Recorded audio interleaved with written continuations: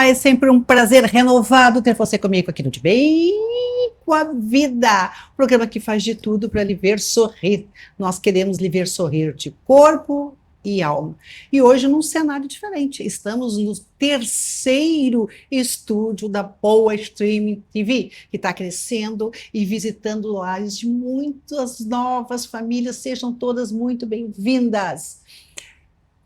E hoje o programa traz profissionais de excelência com temas que eu tenho certeza absoluta que vai tocar a sua mente e o seu coração. Entre várias pautas, nós temos uma que merece ser reflexionada.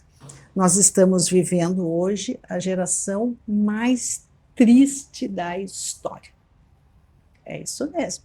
Então, conforte-se, poltrona, porque o De Bem com a Vida está começando.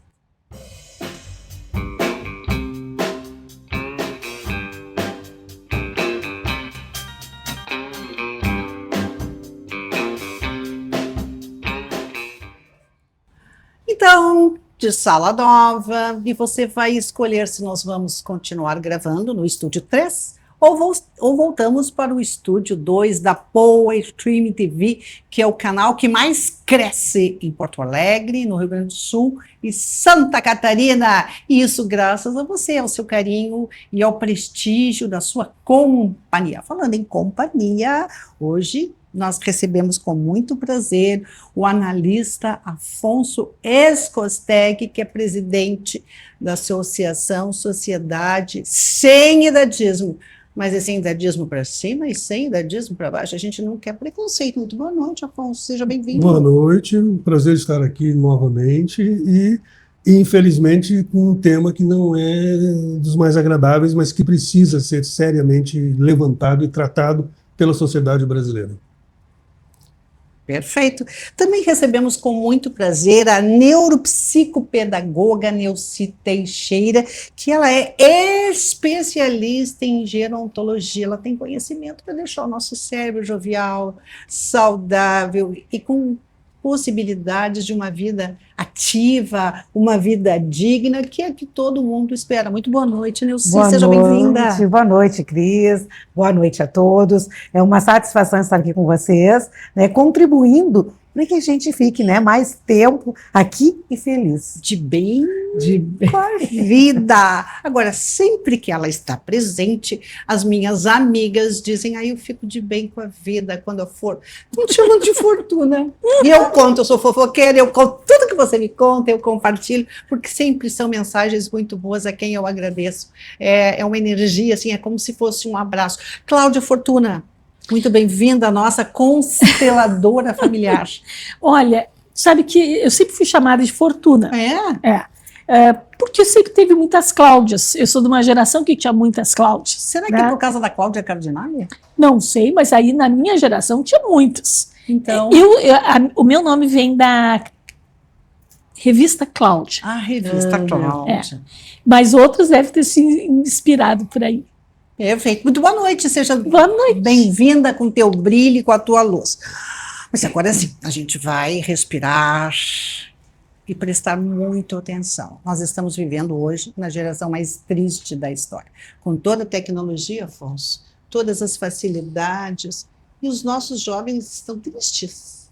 Olha, Cris, recentemente foi publicada uma pesquisa realizada pelo IBGE em 2024 com 118 mil. Não é uma pequena pesquisa, são 118 mil adolescentes entre 13 e 17 anos. Nós estamos falando do futuro, né, do Brasil. E o que essa pesquisa, eu vou ler alguns dados rapidamente para a gente poder trabalhar em cima, porque é importante a gente ter o volume da situação. 18,5% pensam frequentemente que a vida não vale a pena ser vivida. Olha Chocada. só. 30% já sentiu vontade de se machucar de propósito, automutilação.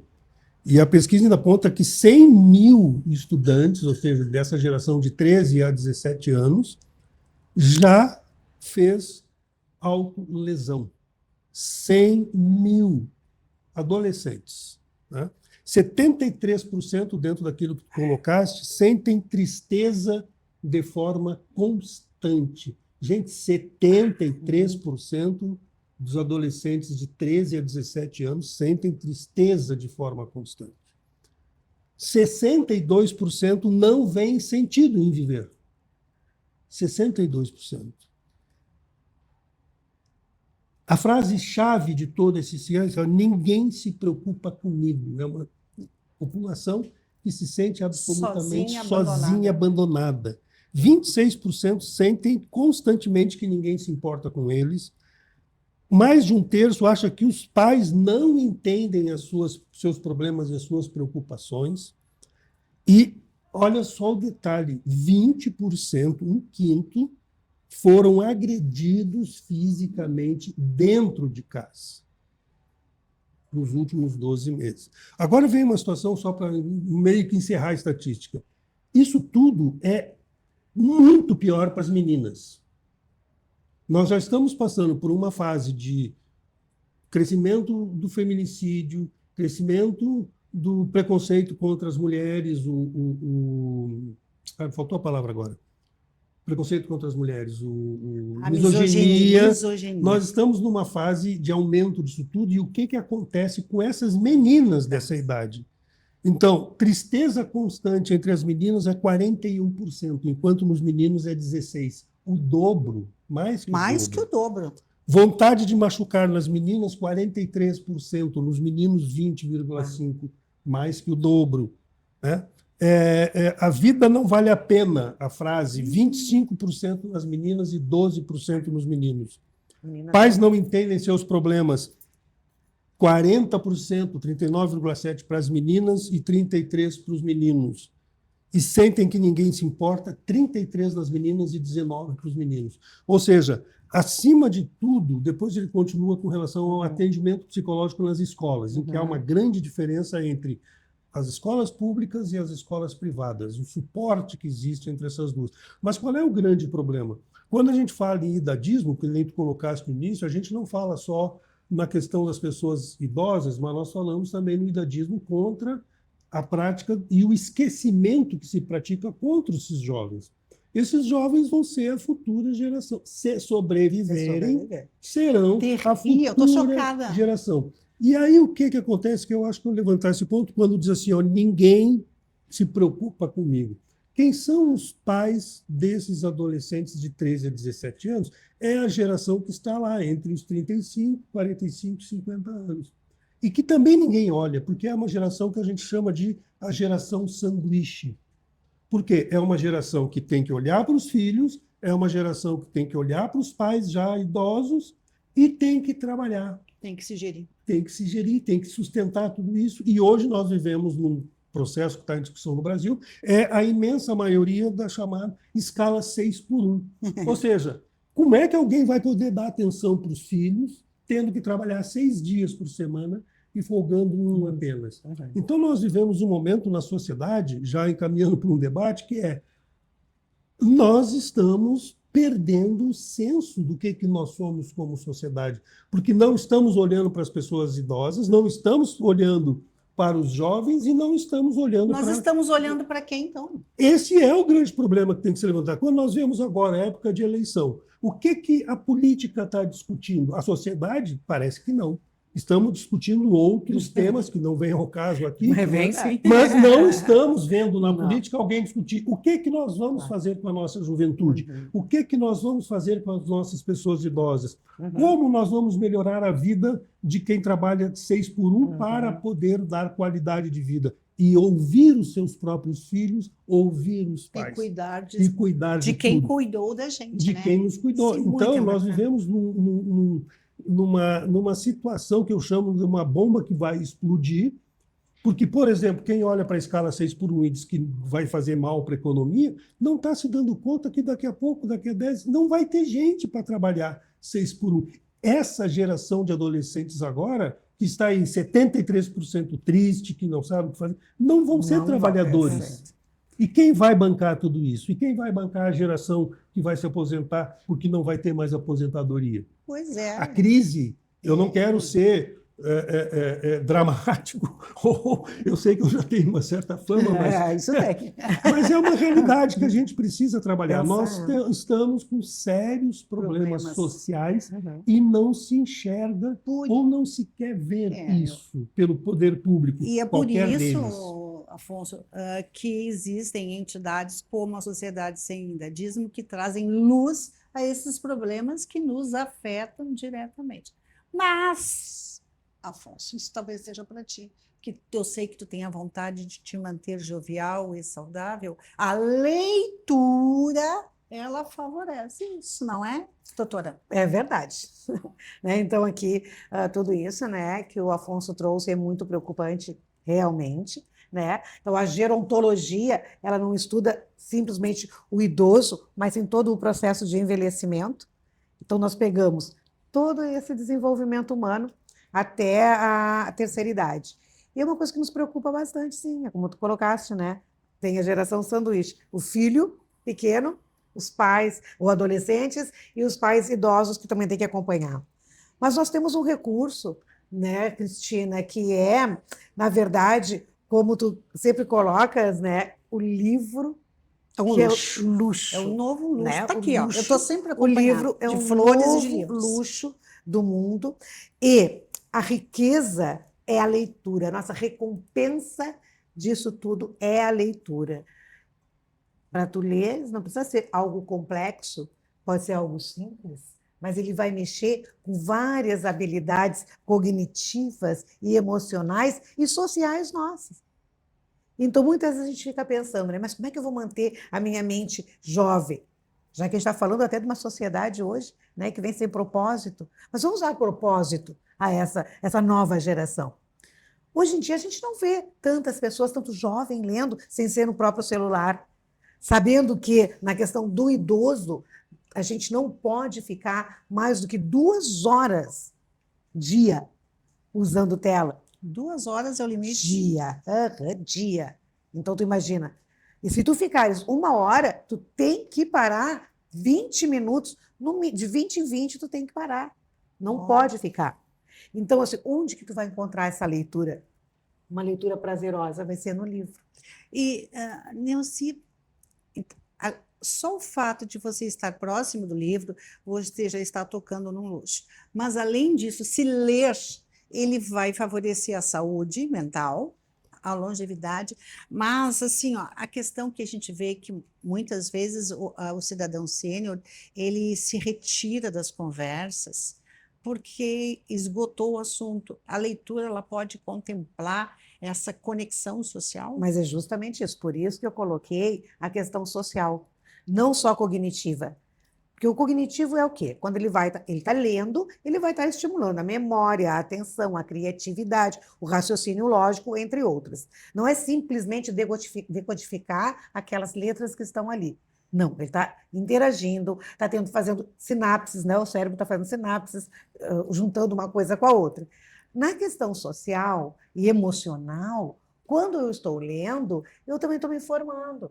Eu posso ler pequenos textos, pequenas notícias. Nas nossas oficinas, eu chego, né, na terça e nas quartas, nas presenciais, eu sempre pergunto, qual foi a notícia da semana? O que tu leste? Já encaminhando para a leitura. Como assim nas nossas oficinas? Sim, nós temos oficinas de estimulação cognitiva, memória sim. Explica para nós, assim, estimulação cognitiva, porque a minha amiga pode não entender muito bem. Com certeza. Então, o que acontece? O nosso cérebro, ele precisa de alimento para estar vivo. Ele precisa de estímulos, né, para que a gente tenha uma longevidade ativa, com qualidade, porque eu quero envelhecer com qualidade, eu quero envelhecer funcional. Então, nós temos que exercitar, assim, o nosso cérebro, não só o corpo. Assim como existe a academia para o corpo, o nutricionista que cuida do nosso alimento, uma academia para o cérebro. Nós temos, a memória sim, é a academia do cérebro, onde nós trabalhamos com as habilidades cognitivas, emocionais, também nós trabalhamos com a questão emocional. Quando está em grupo, tu te sente pertencente, né, aquelas pessoas que estão ali, pertencente a alguma coisa, as pessoas que falam sobre o mesmo tema. Então, o que acontece? Nós temos grupos de estimulação cognitiva nas terças-feiras e às quartas-feiras à tarde, na Avenida Getúlio Vargas, Nós vamos colocar o teu Instagram, podemos? Ótimo, com certeza. Caso a nossa amiga... É para homem e para mulher? Homem, mulher. Tem casais, homem, envelhecem. Mulher. Isso. Envelhecem juntos, e um vai com o outro e fazem as atividades. Então, nós temos atividades onde a leitura sempre está presente. Porque tu tem que ler. Ali, através da leitura, tu está fazendo a interpretação. Uma leitura do mundo, ressignificando, muitas vezes, saberes. Então, assim, hoje, tu já imaginou nessa relação de pertencimento avô e neto? E eu digo com propriedade, porque os meus filhos estavam comigo com a minha mãe, idosa, super idosa. E nós juntos tínhamos esse hábito da leitura. Eu estava rindo aqui porque o Afonso se interessou pela oficina, mas uma coisa eu percebi, a minha caneta caiu e ele, é rápido. Então, o nosso malvado preferido continua...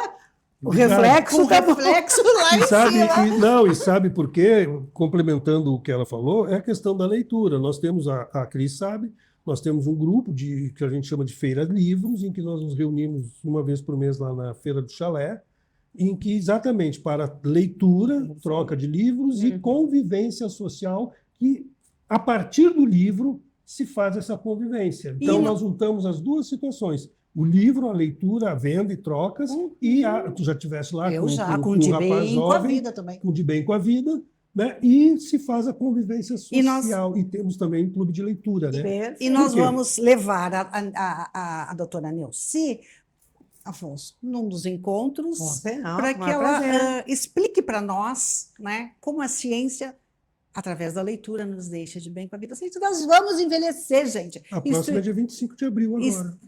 Vamos fazer mais longe para a gente poder divulgar mais. E aí, que a gente envelheça de bem com a vida, de uma forma digna, autônoma, ativa. Né? Agora, ativo também é o meu colega Eduardo Mão de Tesoura, que já está pedindo que eu chame os comerciais. Voltamos em seguidinha com essas informações que eu tenho certeza que vão inspirar a sua mente e o seu coração. Já voltamos.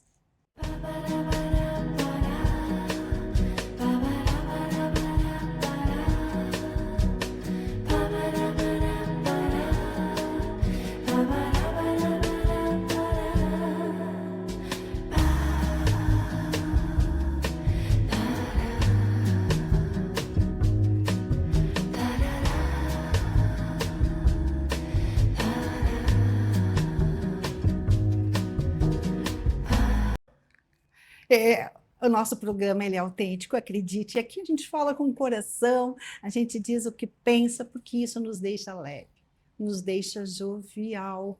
Agora, vai uma dica para você presentear a sua mãe com o novo luxo do mundo. Por exemplo, o De Bem com a Vida. No capítulo 7, a autora explica que quando você tem um propósito na vida, você vive mais e rouba tempo da morte, a minha querida Ana Paula Pereira. Então, pense na possibilidade de presentear a sua mãe com um luxo e também com jovialidade, como diz a nossa especialista Neuci, em função da leitura. Quero mandar um abraço especial aos nossos apoiadores, o Sindicato dos Nutricionistas no Estado do Rio Grande do Sul, Sinurgs, Movimento Sociedade Sem Idadismo. Gente, para com essa hipocrisia, é sem preconceito, jovem é jovem, adulto é adulto, e pessoa idosa é pessoa idosa, e todos merecem respeito. Todos têm a acrescentar. A arte de fazer delícia, quer fazer um evento bacana, generoso, chique, a arte de fazer delícias. E também Casa de Escriba. Decidiu que quer lançar um livro, quer subir na prateleira, bate na Casa de Escriba. Muito bem, Cláudia. Eu sempre digo que teu nome é abençoado.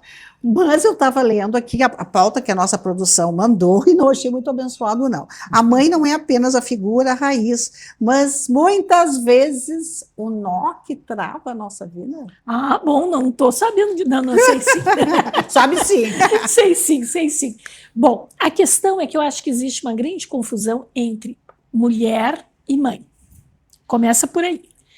Muita gente diz, vamos comemorar o Dia das Mães. E sai dando flor para qualquer mulher. Não é a mesma coisa.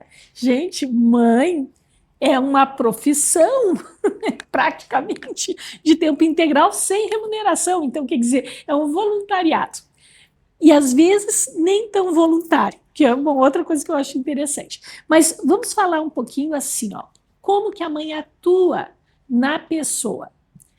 Nós, seres humanos, sempre nascemos de um pai e de uma mãe. Por que que a gente enfatiza tanto a mãe? Né? Eu fiquei pensando muito sobre isso. Por que que a gente dá tanta ênfase a Dia da Mulher, Dia das Mães e confunde um pouco ambas as categorias? O pai, ele pode ou não saber dessa criança, mas a mãe obrigatoriamente sabe. Não tem como uma mãe, ela pode até ignorar durante todo o período da gestação, mas chega um ponto em que aquilo vai eclodir, né? Vai eclodir e vai virar um filho. Nós, quando olhamos para outras pessoas, nós vemos se essa pessoa, que tipo de pessoa é, só pelo tipo de mãe que ela tem. Me lembro muito bem quando eu conheci o Edilson, né? Quem é Edilson? Meu tudo. O maridão. Maridão. 40 anos aí de relacionamento, que a minha mãe disse assim, como que é a mãe dele? Única pergunta que ela me fez. Única pergunta. Tu conhece a mãe dele? E eu não conhecia. Demorei 2 anos para conhecer.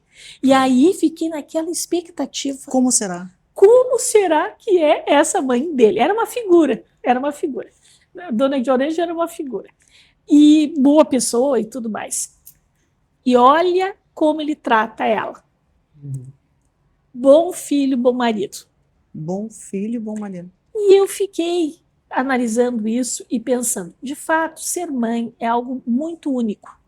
Eu não fui mãe, né? Mas eu valorizo porque eu vim de uma mãe. Porque eu vim de uma mãe. E quando eu olho para o meu marido, eu olho para a mãe dele. Porque ele também veio de uma mãe. Quando eu vou numa reunião, eu tenho que olhar para aquelas pessoas e enxergar que todos eles vieram de um pai e de uma mãe. Claro que aqui eu vou falar os nós da mãe, mas eles são nós, tanto da mãe quanto do pai. Quando a gente diz assim, que alguém está emaranhado, cheio de nós, que a vida não flui, nós temos que olhar para o pai e para a mãe. Porque muitas soluções nossas estão lá atrás, nessa camada do pai e da mãe. E às vezes do pai e da mãe deles, e assim a gente vai indo cada vez mais para trás, sem idadismo nenhum, olhando para tudo como é e incluindo que essas pessoas podem não ser perfeitas. E, Cláudia, diante desse emaranhado, a familiar consegue limpar? Porque, com todo respeito, mas se o fardo não é meu, eu não quero carregar. Ótimo, e para isso eu tenho que fazer o quê? Pôr no lugar, entregar para quem de direito, dizer, olha, tá tudo certo, eu entendo que este campo invisível, ele não escolhe pessoalmente, mas se eu estou num papel de que eu me sinto prejudicada porque eu estou cumprindo coisas que não são minhas, eu preciso fazer algo. Eu não posso deixar isso eternamente perdurando, porque nós sabemos hoje, através da biologia, que 14 gerações de um trauma persistem. Isso é a informação que eu tenho hoje. Pode ser que daqui a 5 minutos eu diga, aqui já são 16 gerações. Se 14 gerações ainda atuam em mim, eu atuo nas próximas 14. Meu, que responsabilidade, hein? E que motivo gigante para eu fazer uma constelação e fazer a minha parte do que eu posso. Eu não posso resolver tudo? Não, mas eu posso resolver algo. E é minha obrigação resolver esse algo. Quando eu valorizo a minha mãe, quando eu valorizo a mãe dos outros, não pela mulher que ela foi, mas pela mãe, a profissão que ela teve na minha vida, voluntária. Perfeito. Ou involuntária, mas ainda assim não remunerada. Então, eu não disse no início que era um programa assertivo, gente. É nosso desejo meu, da doutora Neuci, da consteladora Cláudia, do nosso presidente, que você fique de bem com a vida. Nós temos 2 minutos. Cláudia, a mensagem para a semana para que as pessoas fiquem de bem com a vida. Primeiro, valorize a mãe como mãe. E no Dia da Mulher, aí vem a pessoa mãe. Mas a minha mãe, a tua mãe teve um papel na tua vida, mas eu não conhecia, ela me deu. Sim, mas ela te carregou lá quase 9 meses, às vezes, ou até um pouquinho mais, isso já tem o seu valor em si. Valorizar a mãe. Porque ninguém que está aqui foi abortado. É verdade. Ninguém. Então, poderia ter sido interrompido? Sim, mas não foi. Neuci. A qualidade de vida, na longevidade, ela está relacionada com a nossa cognição, com a nossa memória, com a nossa atenção. Então, cuide do seu cérebro, estimule a sua mente para que você chegue, né, à longevidade com qualidade de vida. Faça hoje. Não espere chegar ao declínio para tomar uma providência, para tomar uma atitude. Faça hoje, enquanto há tempo. Vamos prevenir, porque o remediar sai muito mais caro. E só você vai fazer por você, não deleque. Afonso.